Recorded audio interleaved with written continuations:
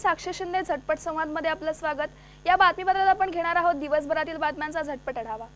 स्थानिक पातळीवर नाराज असलेल्या कार्यकर्त्यांची समजूत काढून त्यांना प्रचारातील प्रवाहात आणण्यासाठी माजी उपमुख्यमंत्री अजित पवार यांच्या उपस्थितीत कर्जत येथे झालेल्या शेका पक्षाच्या मेळाव्यात कार्यकर्त्यांनी आमदार जयंत पाटील यांच्यासमोरच राष्ट्रवादीच्या स्थानिक नेतृत्वावर टीका करत उघडपणे नाराजी व्यक्त केली।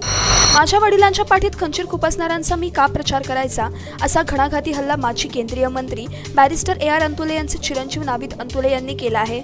लोकसभा निवडणुकीच्या पार्श्वभूमीवर ते बोलत होते। लोकसभेच्या निवडणुकांना आता काही दिवस राहिलेले असताना मुख्य विरोधी पक्ष असलेल्या काँग्रेस आणि राष्ट्रवादीमध्येच बंडखोरी उफाळून आली आहे। धनंजय मुंडे आणि पंकजा मुंडे यांच्यातल्या राजकीय विरोधामुळे बीड जिल्हा कायम चर्चेत असतो। पंकजा मुंडे यांचं वर्चस्व कमी करण्यासाठी धनंजय मुंडे कायम प्रयत्न करत असतात। मात्र आता या जिल्ह्यात राष्ट्रवादीमध्येच बंडखोरी होण्याची चिन्हे आहेत।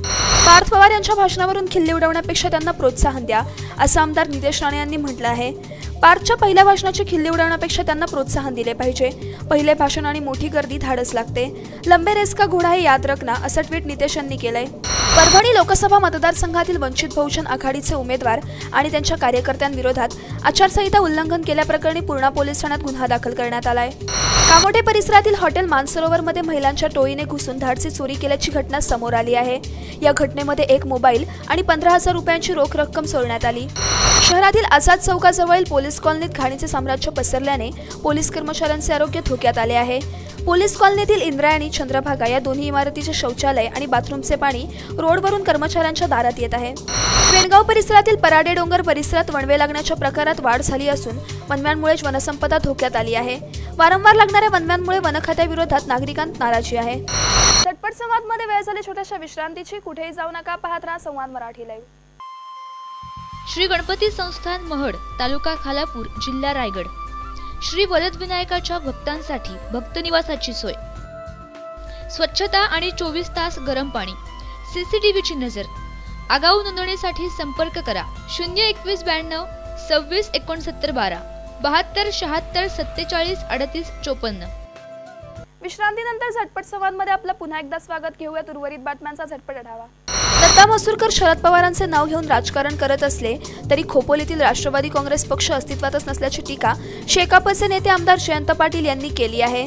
खोपोलीतील राष्ट्रवादी नवे मसूरकरांची पार्टी असल्याचा घणाघात करून मसूरकरांनी सर्व पक्षात आपले 2-2 समर्थक तयार केल्याचा आरोपही जयंत पाटील यांनी केला आहे। पनवेलच्या नव्हे तर संपूर्ण कोळी बांधवांमध्ये सण उत्सव जल्लोषात साजरे करण्याची परंपरा आहे। होळीनिमित्त पनवेलच्या कोळीवाड्यात उत्सुकता शिगेला पोहोचली असून 50 फुटांची होळी आकर्षणाचं केंद्र ठरते। कोकणात सण म्हटलं की वेगवेगळ्या रूढी परंपरा पाहायला मिळतात। गणेशोत्सवानंतर कोकणातील मोठा सण म्हणजे शिमगोत्सव। तळ कोकणात होळीपासून सुरू होणारा शिमगोत्सव 1.5, 5, 7, 15 दिवस मोठ्या उत्साहात साजरा केला जातो।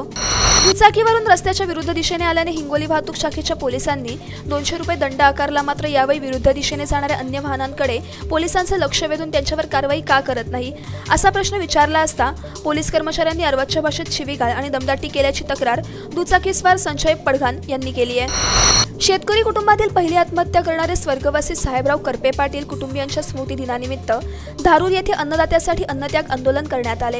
भंडारा गोंदिया लोकसभा मतदारसंघाच्या निवडणुकीकडे राज्याचे लक्ष असते, त्यामुळे या मतदारसंघातील रणसंग्रामात किती उमेदवार भाग्य आजमावतात हे महत्त्वाचे असते। या मतदारसंघाच्या इतिहासात निवडणूक नेहमी थेट लढतीची झाली असून परिणामी अनेकदा 3ऱ्या क्रमांकाच्या उमेदवाराला अमानत देखील वाचवता आलेली नाही।